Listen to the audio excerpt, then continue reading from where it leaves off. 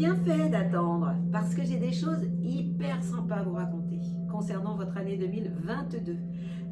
En 2021, vous avez eu la chance de voir de temps en temps Jupiter qui est venu chez vous. Et là, ça a amené une espèce d'ouverture spirituelle. Jupiter, c'est votre planète. Quand elle vient chez vous, c'est une fois tous les 12 ans, en fait, elle rentre à la maison. Et comme vous avez déjà Neptune chez vous, ça vous fait vachement de bien. Et bien là, figurez-vous que, en fait, ce Jupiter, on l'appelle aussi le grand bénéfique, la chance. Eh bien, non seulement vous allez l'avoir, mais vous allez l'avoir, alors à un moment donné, ce Jupiter va vous quitter. Mais en tout cas, entre le 1er janvier et jusqu'au 11 mai, Jupiter va être à la maison. Et puis il reviendra, il va venir avoir les béliers, puis après il va revenir chez vous du 28 octobre au 21 décembre.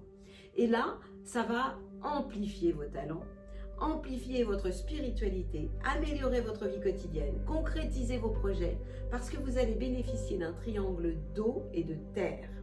Parce qu'il y a aussi des planètes très positives pour vous qui se trouvent dans le signe du Capricorne avec Pluton toujours, et puis avec Uranus en Taureau, qui vous font du bien. Donc il va falloir lâcher pour une fois votre côté trop irrationnel pour choisir des choses plus concrètes et pour oser prendre votre place dans la société. Donc moi j'ai envie de vous dire, exprimez vos dons, exprimez vos connaissances et vous allez avoir des capacités que vous allez exprimer d'une manière absolument constructive. Et vous allez avoir des appuis, vous allez avoir des protections de votre entourage et votre vie peut connaître des moments d'imprévus absolument positifs. Je suis certaine que vous avez envie que je vous parle d'amour. Alors, dès le début de l'année,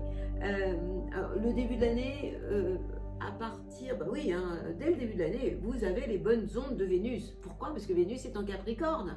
Et Vénus, c'est un signe de terre, donc l'eau nourrit la terre et la terre fait beaucoup de bien à l'eau. Donc évidemment, ce sextile, cette harmonie, va avoir un impact sur vos projets, vos relations amicales aussi.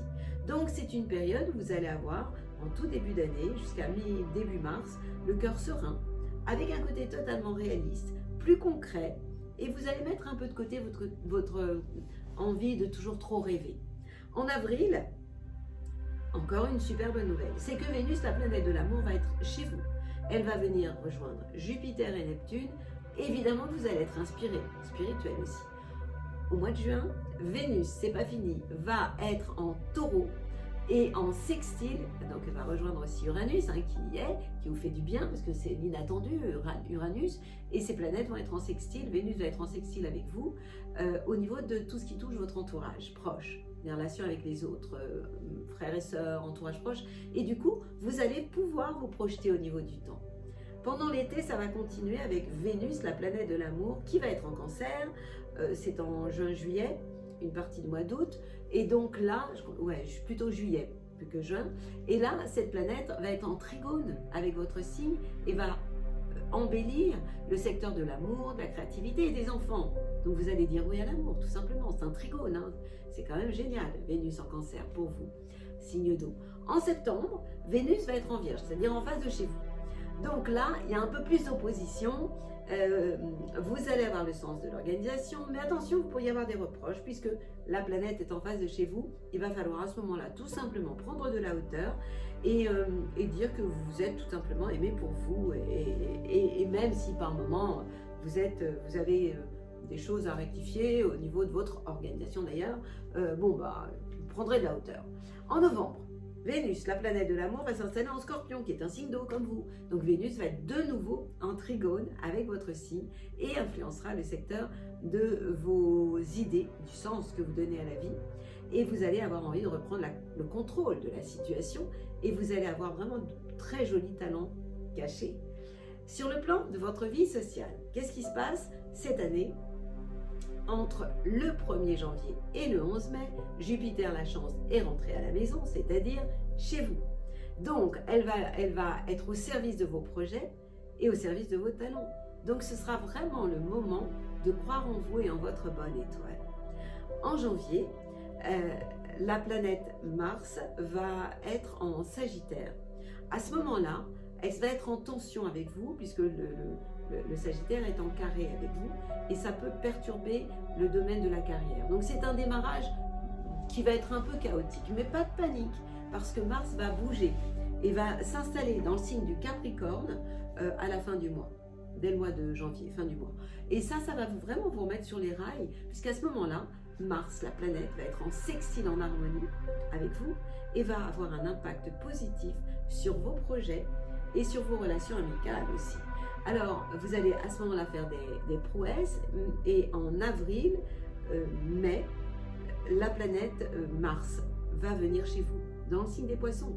Donc, elle rejoint Jupiter et elle rejoint Neptune. Donc, ça, vous allez avoir une intuition qui va être décuplée. Et vous allez pressentir les choses très vite. Évidemment, quand on est comme ça, on gagne du temps. Donc, vous allez gagner du temps. Pendant l'été, Mars va être la planète de l'action, va être dans le signe du Taureau. Et elle va être en harmonie avec le signe du Taureau et aura une influence sur la maison 3, c'est-à-dire l'entourage.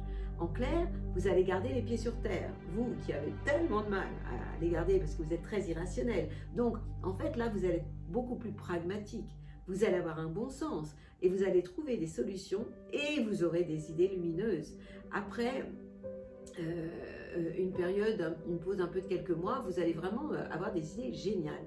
Alors, après, on a le mois de novembre.